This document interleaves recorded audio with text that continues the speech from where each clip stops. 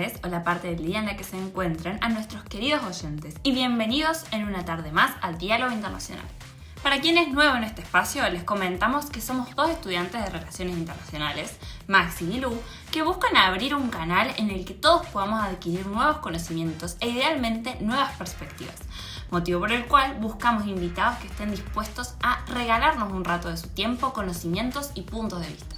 Eso mismo, buscamos traer algunos aspectos interesantes de la vida internacional y desarrollarlos con contexto, nuevas noticias y voces de distintos contextos.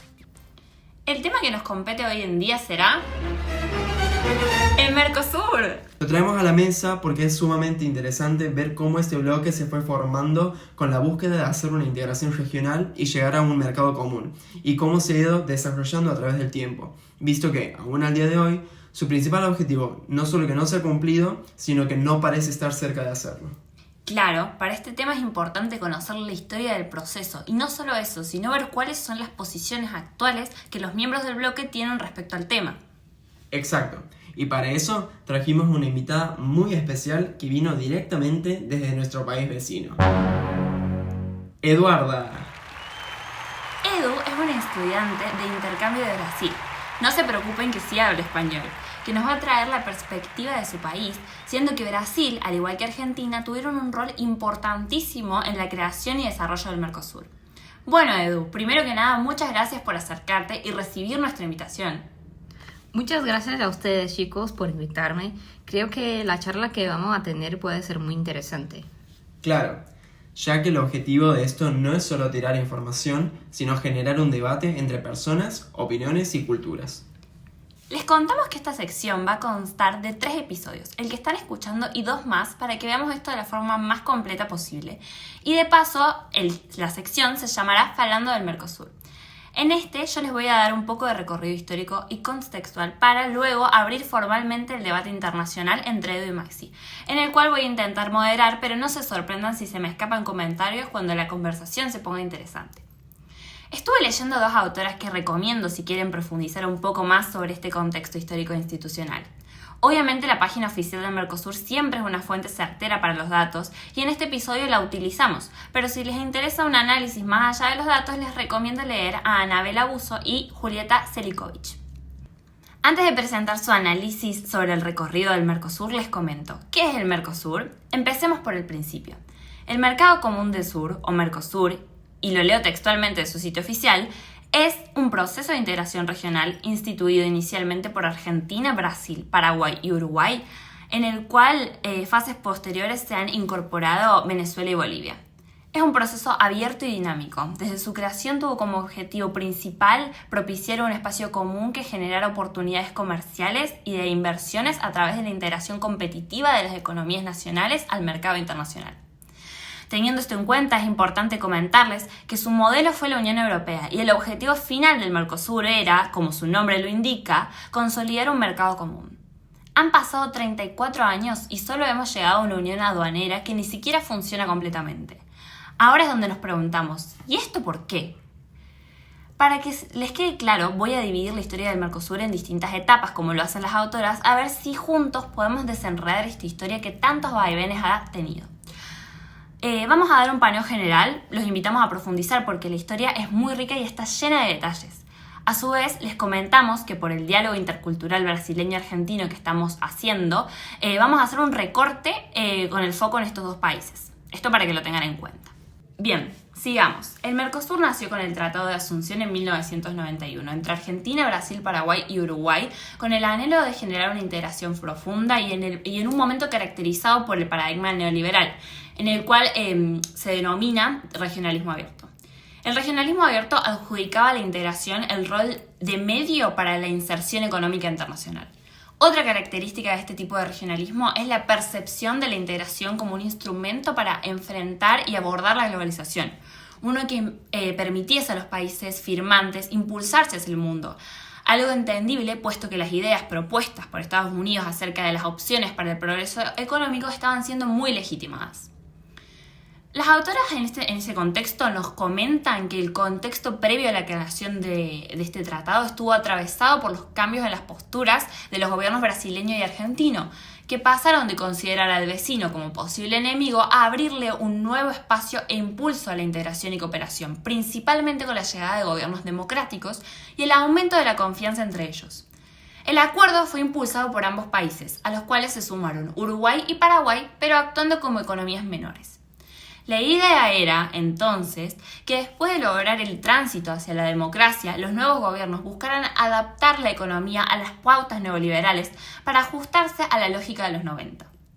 En este sentido, la primera etapa del Mercosur, signada por el regionalismo abierto y la búsqueda de afianzar una identidad común, logró consolidar objetivos claros que poseían los gobiernos en la época. ¿Y cuáles eran estos objetivos? Bueno, por un lado, desde un punto de vista comercial, la generación de un bloque capaz de negociar, y por otro, desde un punto de vista político, la creación de vínculos en aras de la consolidación de la democracia. A pesar de que el modelo utilizado generó un efecto negativo en los países, siendo causa de diversas crisis, se entiende que las políticas exteriores de los países fueron homogéneas y entre sus principales logros destacamos, primero y obviamente, la creación del bloque. Luego el comercio entre Mercosur creció, los países se ayudaron en momentos de crisis democrática, las interacciones entre los gobiernos y sociedades civiles crecieron, se logró poner un límite también a las exigencias para el libre comercio a nivel hemisférico planteadas por Estados Unidos. También el protocolo de Oro Preto en 1994 le otorgó al bloque una personalidad jurídica internacional y con eso la autoridad para negociar y generar acuerdos con terceros. Se firmó el protocolo de Ushuaia o cláusula democrática, donde se indicó que se excluiría a todo país que fuera en contra del orden democrático. Comenzaron charlas y negociaciones con los Estados Unidos y la Unión Europea y se estableció la figura de Estado asociado, generando una puerta para la posible incorporación al bloque. Allí adhirieron Chile y Bolivia como tales. Para el último punto de esta lista, quiero que preparen bien sus oídos y presten atención, ya que este punto será de utilidad para las conversaciones que tendremos en los próximos episodios. Bien, ahora que tengo su atención, les informo que en esta etapa los países miembros promulgaron la decisión 3200, conocida también como cláusula cerrojo, sosteniendo el compromiso de los países miembros a negociar en forma conjunta acuerdos de naturaleza comercial con terceros países. Consolidamos aquí la primera etapa, pero los invitamos a buscar más información porque es un tema sin fin. 100%. Es difícil abarcar todos los hechos, por eso les recordamos que las cuestiones históricas que tomamos en este episodio son las que contribuyen más al debate que planteamos más adelante. Ahora, Lu, seguiría el regionalismo poshegemónico, ¿no? Eso mismo, amigo. Para quienes no sepan, una característica de esta etapa fue el giro hacia gobiernos más de izquierda en la región, con sus representantes en Brasil y Argentina, con Lula da Silva, Kirchner y Fernández de Kirchner. Por estas épocas se propició impulsar el bloque, pero aumentando su distancia con Estados Unidos, siendo el no al ALCA un momento clave y sumamente ilustrativo, ya que se rechazó la posibilidad de entrar en un bloque de libre comercio con este país. Hasta casi el final de esta etapa, el enfoque principal en Brasil y Argentina fue entendiendo la integración como una estrategia para aumentar el desarrollo económico y acumular recursos de poder.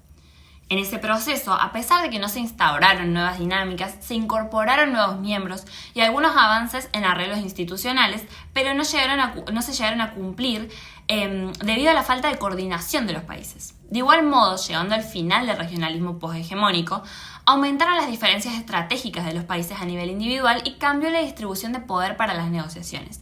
En este punto, la unión del bloque perdió fuerza debido a acciones bilaterales y se alimentó una discusión en pos de la flexibilización. Solo cuando los incentivos de las partes eran los mismos y se coordinaron sus acciones, se aumentó el poder de los miembros y en los demás casos la estructura institucional no fue lo suficientemente fuerte para llevar adelante el proceso. Por otra parte, la figura de Brasil como líder de la región cobró aún más peso, ya que las relaciones externas de los miembros estuvieron orientadas principalmente por su propuesta de inserción internacional. No pasaremos a la siguiente etapa sin mencionar sus principales hitos, así que ahí va una pequeña lista. Bueno, primero se crearon varios órganos y comisiones en pos del fortalecimiento institucional. De igual modo, esto no fue muy eficaz en cumplir su cometido debido a que la agenda externa del Mercosur se vio afectada por cuál era el país que se encontraba en la presidencia pro tempore del bloque en ese momento y qué cuestión decidía este presidente priorizar. Por otro lado, se realizaron negociaciones para el acuerdo de incorporación de los avances realizados precisamente por la Asociación Latinoamericana de Integración, la cual ya había avanzado en la flexibilización del comercio. Se realizó un acuerdo de complementación económica entre el Mercosur y la Comunidad Andina de Naciones, y también se realizaron acuerdos de complementación económica con México, Perú y Cuba. Por otro lado, se firmó un acuerdo de alcance parcial con India y la Unión Aduanera de África Austral. Argentina, Uruguay y Brasil firmaron un comunicado conjunto para el mejoramiento de la cooperación comercial y económica entre China y el Mercosur, que establecía metas y lineamientos para las relaciones comerciales. Y por último, pero no menos importante, se incorporó Venezuela. Bueno, creo que eso sería lo principal. Y mira, es importante destacar que una vez finalizada esta etapa y con la vuelta del neoliberalismo a los gobiernos del bloque, en Argentina con la llegada de Macri a la presidencia y en Brasil con el pedido de destitución de Rousseff, el sentido político del mismo se fue difuminando, recuperando la idea del regionalismo abierto, pero en una época donde la confianza en la globalización neoliberal perdía fuerza, el auge de los commodities finalizaba y condicionaba la reprimarización de las economías de América del Sur y el aumento sobre todo del comercio con China. Exacto. Sobre eso que dice Maxi, en base al cambio epocal, se buscó volver a encontrar cercanía con Europa y Estados Unidos, y volvió el deseo de achicar el Estado y aumentar la apertura comercial. La cuestión importante para el Mercosur en este sentido es que eran estrategias más que nada individuales, no conjuntas. A pesar de este factor, de igual modo se mantuvieron los deseos de avanzar como Mercosur en acuerdos comerciales, especialmente con los países desarrollados, y se lograron significativos avances en esa agenda. Esto reforzando la idea de ver la integración como un trampolín hacia el exterior. Claro, algo en paréntesis ahí para aclarar la relación con China, que permaneció bilateralizada, principalmente debido a que Paraguay mantiene relaciones con Taiwán. Sí, gracias, Edu. Ya veo que se me escapaba. Igualmente, a pesar de estos espacios en los que se buscaba negociar como bloque, las críticas hacia el proceso de regionalización se hicieron presentes, al igual que nuevas perspectivas que apoyaron una mayor flexibilización del Mercosur en pos de que cada nación tuviese un mayor margen de acción económico. Se planteó una reducción del arancel externo común y también un retroceso de la Unión Aduanera hacia una zona de libre comercio.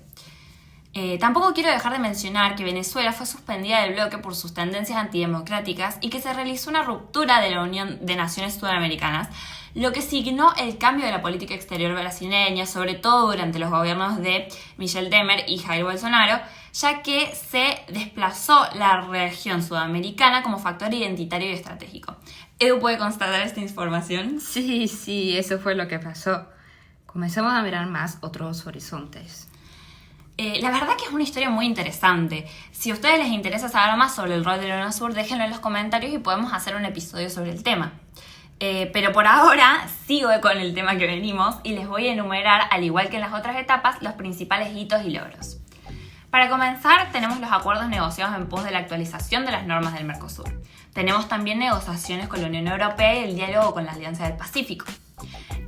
También encontramos la negociación de 6 nuevos acuerdos de libre comercio con Canadá, la Asociación Europea de Libre Comercio, Nueva Zelanda, creo que Singapur y si no me falla la memoria, Corea del Sur y Japón. También recordamos que se retomaron las negociaciones con Líbano, Marruecos, Túnez, Egipto, y volvieron los diálogos con India y con la Unión Aduanera de África Austral para ampliar los acuerdos que ya existían. De igual modo, cabe destacar que la negociación más significativa en esta etapa fue con la Unión Europea, donde en junio de 2019, tras el encuentro número 39 del Comité de Negociaciones Birregionales, las negociaciones alcanzaron un acuerdo de principios sobre el pilar comercial, lo que constituyó un hito en la historia bilateral. Luego, en 2020, se concluyó la negociación del pilar político y de cooperación birregional, pero las tensiones que habían estado presentes durante 15 años de negociaciones volvieron a manifestarse, especialmente en Europa. La alianza de intereses entre agricultores europeos y los ambientalistas generó un fuerte lobby que ha buscado que el acuerdo concluido por la Comisión Europea se vea retrasado. Eso, a nuestro criterio, sería lo más importante que tienen que saber con respecto a esta etapa. Cabe destacar un factor sumamente importante para el desarrollo de estos episodios. El hecho de que Malamud indica, y como la historia misma testifica, que el regionalismo en nuestra región es sumamente fluctuante ante los cambios de gobierno y prioridades en sus países protagonistas. En este sentido, cuando los puntos de vista coincidieron, el bloque logró potenciar sus relaciones externas en pos de su inserción internacional. Esto también contribuyendo a las relaciones comerciales de los países y a la proyección de la identidad de la región. Pero por otro lado, cuando las estrategias de inserción regional fueron diferentes, no existió un buen diálogo entre las naciones componentes del bloque y las instituciones del mismo no fueron lo suficientemente fuertes como para lograr relaciones exteriores que fuesen provechosas para sus miembros. Sí, Lu. Es muy importante que tengan esto en cuenta, ya que en estos casos algunos actores consideraron al Mercosur como una piedra en el camino y no como un impulsor, generando debates en cuanto a su flexibilización, como veremos en el próximo episodio. Exactamente, Maxi, este tema no será de competencia. Por ahora les comento que la historia siguió y las circunstancias en las que nos encontramos actualmente están lejos de propiciar los objetivos de aquel primer Mercosur de 1991. Las noticias y los debates dan mucho de qué hablar, pero ese asunto ya será esclarecido. Maxi y Edu serán los encargados de contarles cómo sigue este entramado proceso y con gusto comenzaremos este debate internacional. Sin más que añadir, hasta la próxima, queridos internacionalistas.